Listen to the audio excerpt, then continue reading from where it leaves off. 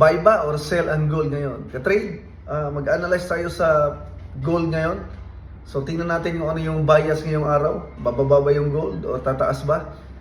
Tingnan natin yung mga price level, kung saan siya posibleng hanggang saan siya pwedeng tumaas, hanggang saan siya pwedeng bumaba.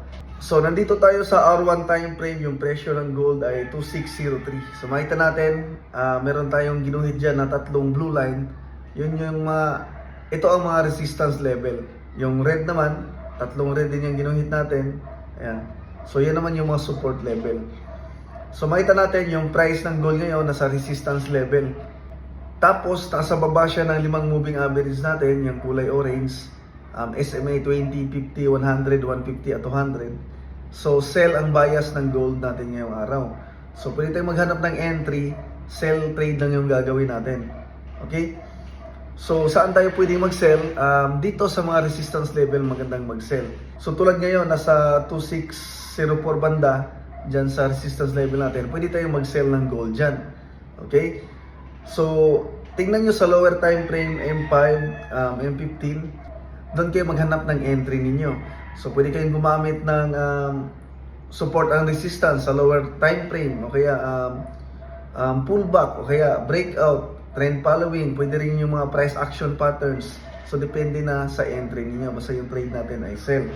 So kapag mag-entry ka dyan, so yung take profit level naman natin dito sa support, pwede siyang boba dito sa 2581. So magandang risk reward ratio agad, 2.85. Pag dumiretso pa, ito naman yung possible na target natin. Kapag na-break niya dyan sa 26, kapag na-break niya dito sa 2582, pwede siyang dumiretso dito sa 2569. So halos times 4 yung risk reward ratio.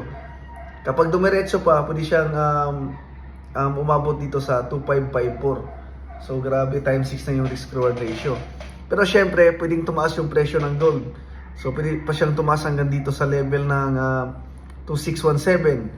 So kapag dyan ka naman nag-entry, ayan, mas maganda yung risk reward ratio mo. Unang take profit level pa lang sa 2583 times 4 na agad. So maganda yung mga levels ngayon. Pag sumagad dito sa 2554, yan, times 7 yung take profit. So kahit mag-stop loss ka dito sa taas ng patlong resistance level, kasi pwedeng tumaas yung gold hanggang dito sa level na ito, dito sa 2632. Okay? Pwede niyang abutin yan tapos bagsak. So maganda pa rin yung risk reward ratio. Okay?